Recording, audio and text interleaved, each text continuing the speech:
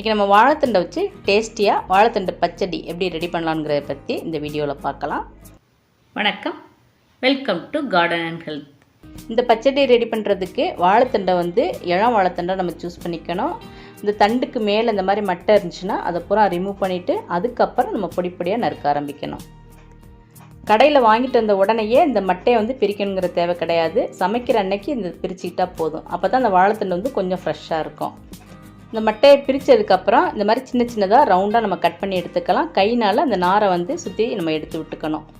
இப்போ இந்த மாதிரி எல்லாத்தையும் நறுக்கினதுக்கப்புறம் இதை குறுக்க நறுக்கி சின்ன சின்ன பீஸாக நம்ம இந்த மாதிரி கட் பண்ணி எடுத்துக்கணும்.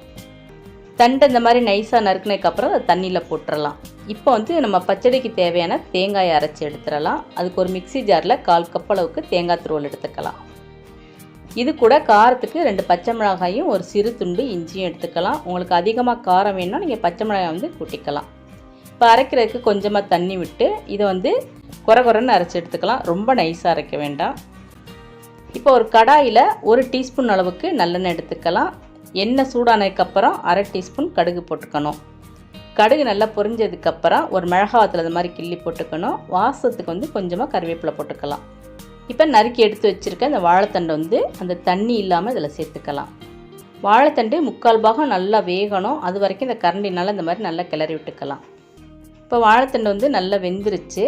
இந்த டைம் நம்ம அரைச்சி எடுத்து வச்சுருக்க அந்த தேங்காய் பேஸ்ட் இதில் போட்டுக்கணும். இப்போ இது கூட தேவையான அளவு நம்ம உப்பு சேர்த்துக்கலாம். இப்போ இது எல்லாத்தையும் சேர்த்து நம்ம நல்லா மிக்ஸ் பண்ணி விட்டுக்கணும். தேங்காய் சேர்த்ததுக்கப்புறம் 1 நிமிஷம் வரைக்கும் வேக விட்டால் போதும். அதுக்கு மேலே அதை நம்ம வேக விட வேண்டாம்.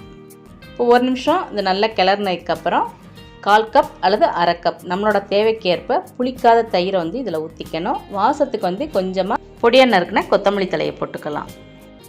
தயிர் சேர்த்து நல்லா மிக்ஸ் பண்ணதுக்கப்புறம் நம்ம அடுப்பை ஆஃப் பண்ணிடணும். அவ்வளோதான், நம்மளோட டேஸ்டியான வாழைத்தண்டு பச்சடி இப்போ ரெடி ஆயிடுச்சு.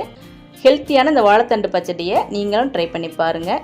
இந்த வீடியோ உங்களுக்கு பிடிச்சிருந்தேன்னா லைக் பண்ணுங்கள். அதே மாதிரி உங்கள் ஃப்ரெண்ட்ஸுக்கும் மற்றவங்களுக்கும் ஷேர் பண்ணி விடுங்க. மறக்காமல் நம்மளோட கார்டன் அண்ட் ஹெல்த் சேனலை சப்ஸ்கிரைப் பண்ணிடுங்க. தேங்க்ஸ் ஃபார் வாட்சிங்.